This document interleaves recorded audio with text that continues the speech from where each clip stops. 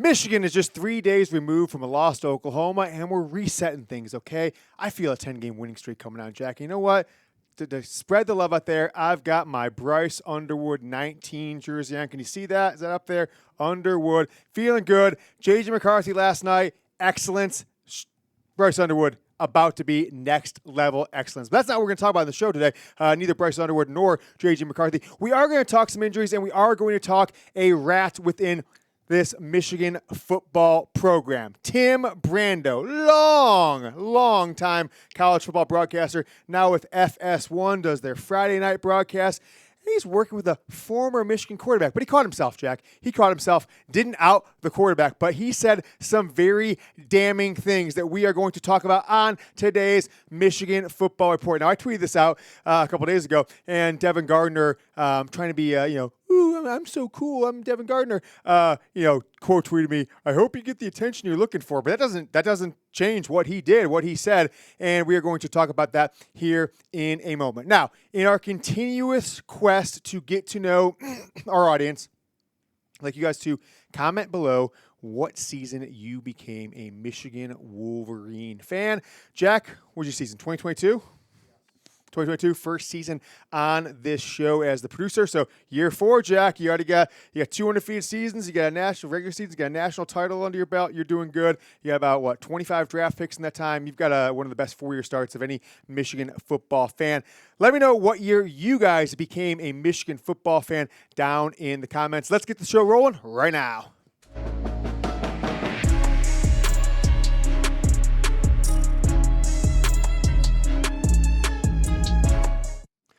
All right, towards the end of the show, we are going to have a $25 Venmo giveaway opportunity, a little prediction. So make sure you guys scroll towards the last 3 or 4 minutes of the video. We'll have that, and you can enter to win $25 to the first correct answer. My season, Jack, is I think I was a fan before it, but 1991 is the season I remember. I had been to games prior to that. Jack, it's like 9 years before you were born or something like that. But I remember the distinct moments of 91. I remember the Desmond Howard catch against Notre Dame. I remember watching that with my family. I remember the Ohio State game that year. I remember the pose. I remember watching the Heisman Trophy ceremony with my dad, my 2 sisters. But years prior to that, I don't really have any memory of the actual plays other than going into the stadium, and that's kind of it. So 1991 is the year I will go with. Started off with a Heisman bang. Jack, you started off with an undefeated season, Big Ten championship, 45-23 win over Ohio State. I got some similar stuff like that back in 91. But Michigan's going to take out Central Michigan this weekend. This is a bad Central Michigan team from all predictions, from all things we can tell, from all talent. Who did they play? They played Pitt this past weekend and got blown out like 45-17. Got a win 15-13 or something in the first week over San Jose State. So 1-1 in the year for Central Michigan. But this is not a team that should be anywhere within 30 points of Michigan. So 27.5 point spread. I think I'm going to take over. I'm going to probably bet the over on this one. Not the over, but I'm going to bet Michigan, the 27.5 points. I'm not sure about the over-under. I would probably say over if I'm betting that Michigan's going to cover it. But I think Michigan should win this game by 42 points or more. I could be way off, but that is that. We're going to start a new winning streak, right? I'm taking blame, Jack. I tell people don't jinx it. I think we jinxed it last week, coming off Labor Day. We're in the office Monday. We're doing some Labor Day stuff. Tuesday, man, we had so much prep work for the company to get ready for the NFL season started on Thursday, and then I was sick on Wednesday, right? I was sick on Wednesday. Thursday became too crazy with us getting NFL shows out, and then Friday, none of our producers worked, so I was going to do a show there. So I didn't do this call to action, which I think I've done for every single Michigan game since the Wisconsin game of 2021. So let's start a new winning streak. Let's go 40-3 over our next 43 games like J.J. McCarthy and crew did 21 through 2023. Like the video.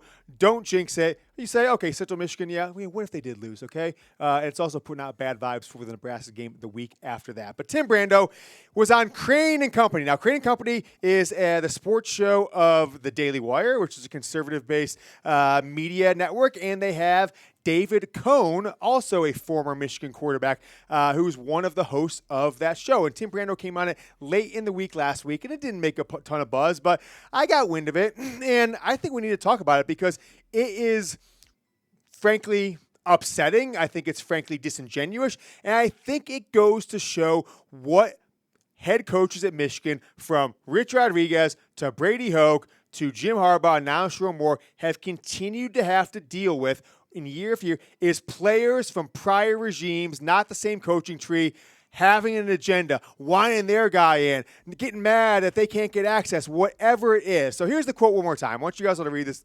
Working with a former Michigan quarterback. And he stopped himself, Jack. He stopped himself. And he's like, he was going to say Devin Gardner, but we all know who it is. Turn on FS1 any single Friday. They are together. It is not a surprise. So I don't know who he thought he was protecting by not just saying Devin Gardner. The vibe there is all that positive. I'm still hearing rumblings of dissatisfaction with staff. Where are we going here? Underwood's a great QB, but who's going to help make him better as time goes on? We will see. And here they are, right? Every Friday on FS1. These are your guys. And so let me tell you why I think Devin Gardner is doing this. A couple, let's just start off number one. I think he has a lot of pent-up frustrations and anger that the career path he was going down after his football playing career was over at Michigan for 5 years, then tried to get in the NFL, made a practice squad, but played in the CFL or something like that for a season, switched to wide receiver. Didn't really work out. He was trying to be like a quarterback developer, a quarterback guru. Started a brand called, Young Go-Getters, right? QB Development. And who was his star pupil in 2018 and 2019 into the COVID year of 2020? None other than former Michigan quarterback, current Dallas Cowboys. Did he make the team? Yeah, Joe Milton, right? I don't know. Joe Milton. And he posted videos all summer on his Twitter and his Instagram of, Joe Milton, boom, Joe Milton, boom, got everybody hyped up. And who was the offensive line coach that year? Of course, Sherrone Moore. Who was tight ends coach that year? I think it was Grant Newsome. Who was head coach? Jim Harbaugh. He has pent-up frustrations from what I understand. He thinks that his guy, Joe Milton, got a raw deal and Michigan bailed on him. And I was told that if Michigan had played Ohio State that year, right? If Michigan had played Ohio State, Gardner had tried to encourage, if the game would have happened, Joe Milton not to even attend the game. You're transferring. Don't even go to that Ohio State game. It could have been Dan Villari. I think Milton was hurt, but could have potentially played. Cade McNamara got hurt. It could have been Dan Villari being the starting quarterback against an absolutely stacked Ohio State team in 2020. But Gardner was not a good quarterback at Michigan, right? He was, frankly, for expectations, I would consider him the most disappointing player in Michigan football history. He was a 5-star recruit for a while. I think he ended up being a high 4-star, like number 30 or 35 overall in his class. But 6'4", 225 pounds, reminded you of a Colin Kaepernick, or just those lengthy guys. Vince Young, right? It was Terrell Pryor who's getting comparisons to these guys.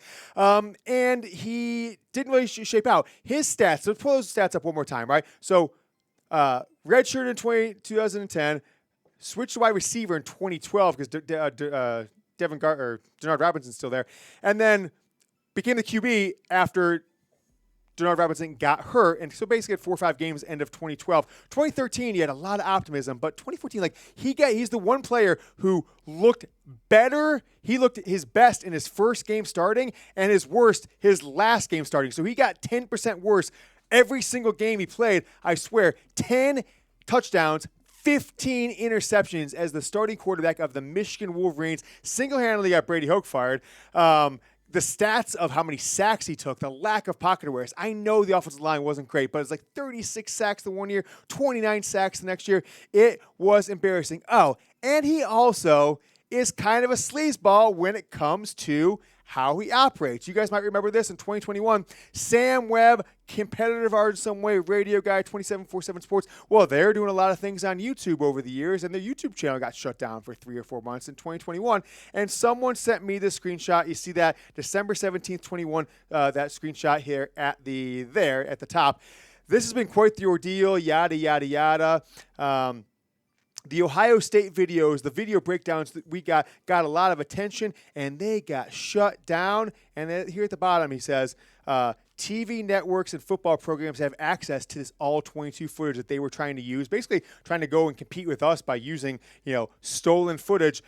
Devin has access through his Fox affiliation. Under no circumstances can it be shared with the public, yada, yada, yada. So Devin Gardner was literally giving Sam Webb his login for Fox to be able to access proprietary content and film studies and all 22 film to be able to use on their YouTube show to be able to drive higher audience, which all across the board, giving someone your credentials, logging in with some credentials, downloading videos illegally, putting those videos on YouTube, trying to monetize them. These guys are lucky that they didn't have at least a couple misdemeanors on their record, because that is professional crime. That, and it's not big crime, it's petty crime, but it is a crime nevertheless. Jack, if you were to not work for Chat Sports and then all of a sudden I see you emailed yourself all of our files the day before you left, that would be a crime, right? That is basically what Devin Gardner did. He got some sort of reprimand from Fox Sports, but they decided not to fire him or move on from him. So a lot of animosity towards Sherrone Moore and others at Michigan for the Joe Milton saga. Reportedly has never liked Jim Harbaugh for whatever reason. And I think he's just taking his opportunity to poison the mind of influential people, well-known people in the college football media world like Tim Brando, to try and sour people against Sherrone Moore. And maybe, Jack, is there a little jealousy? 6'4", 220 pounds, from the state of Michigan, 5-star-ish player. Who am I talking about? Talking about Bryce Underwood?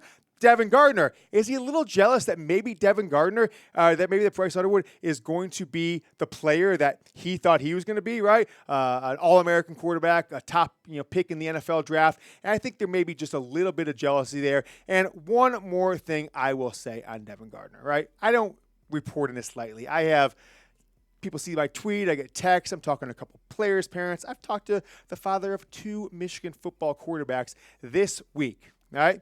And the collective thing I will say of their opinion of Devin Gardner is such a nice guy when you meet him. Always is smiling, got a great smile, sharp-looking guy, right? That's probably why he's on TV, very well-spoken, etc.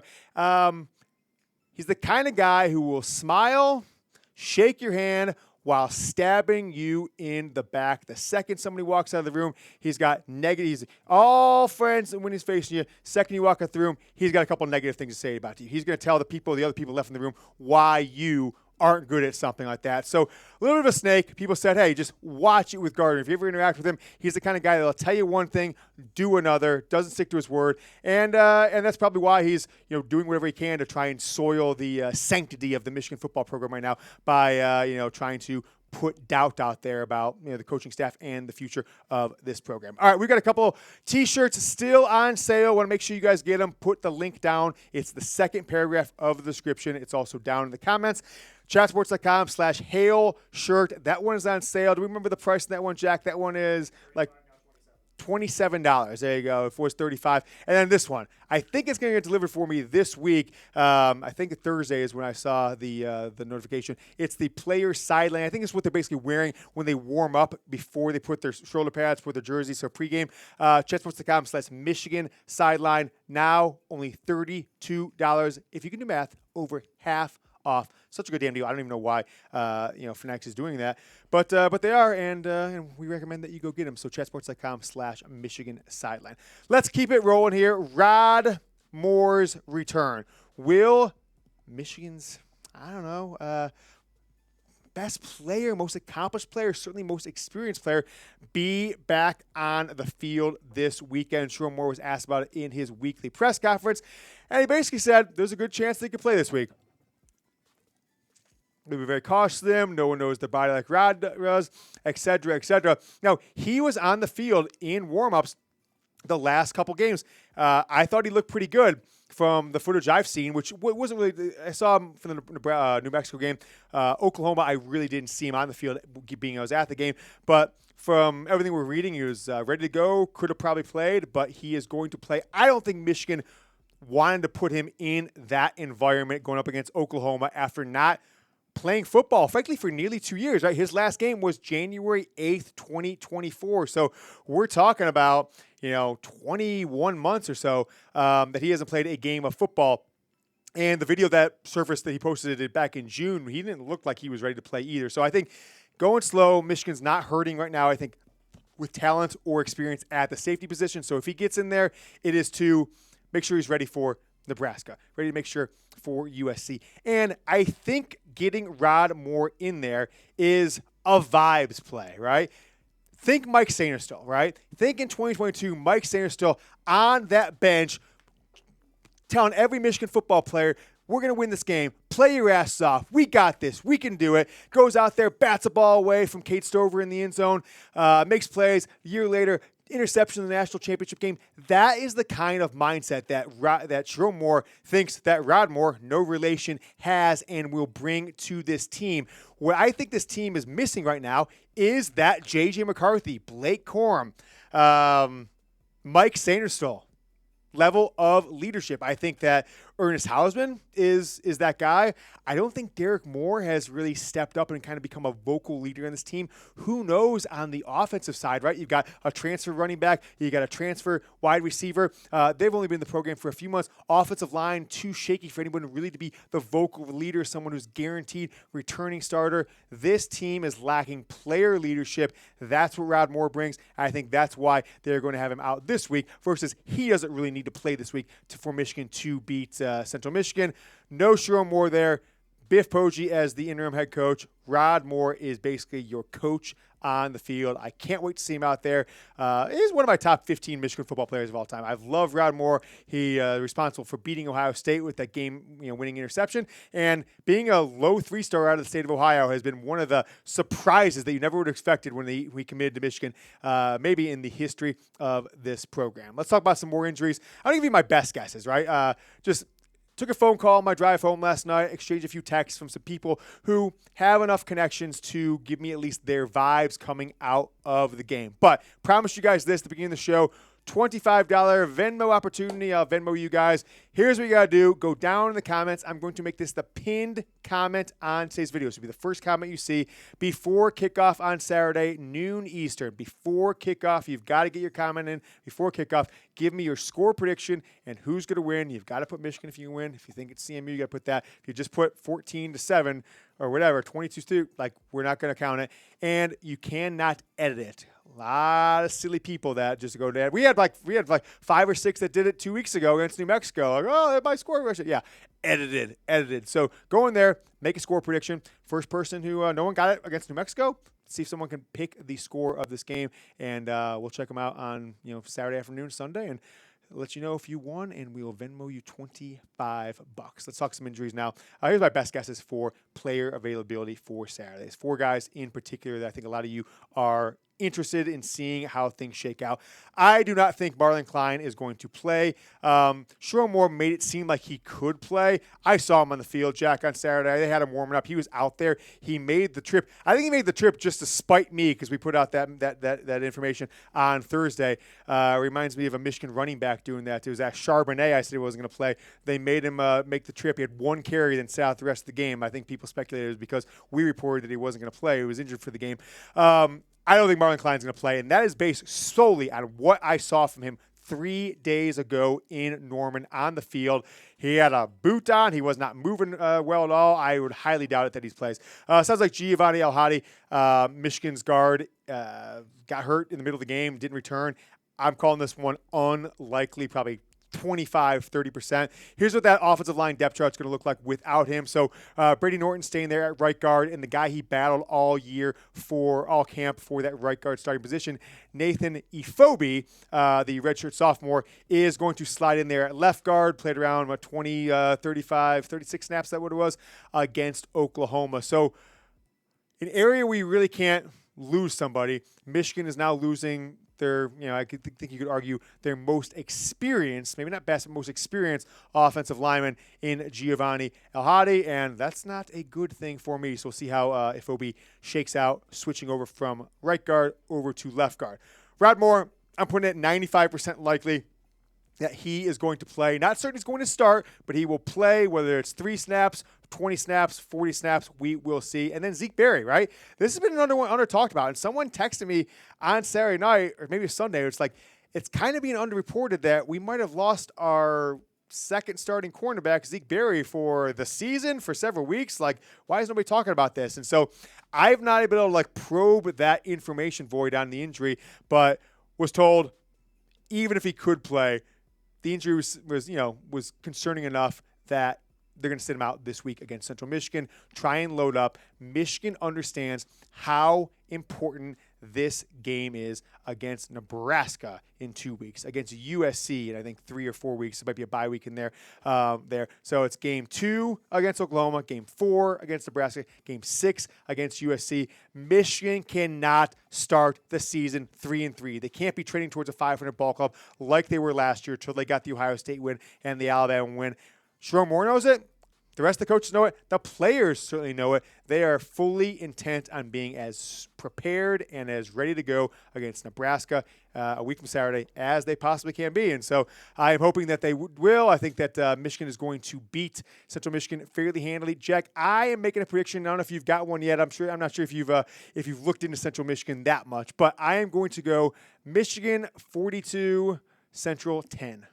I'm going to go Michigan a lot, Central Michigan a little. I'll have a full score prediction later this week. All right, sounds like a plan, Jack. All right, we are not going to have a video Wednesday, but we will have a juicy show on Thursday and a big Michigan football report on Friday. Giving you 4 videos this week. We're going to do a short-form video pretty much every single day as well. Have our post-game report on Saturday. So, to see you guys again, go Blue.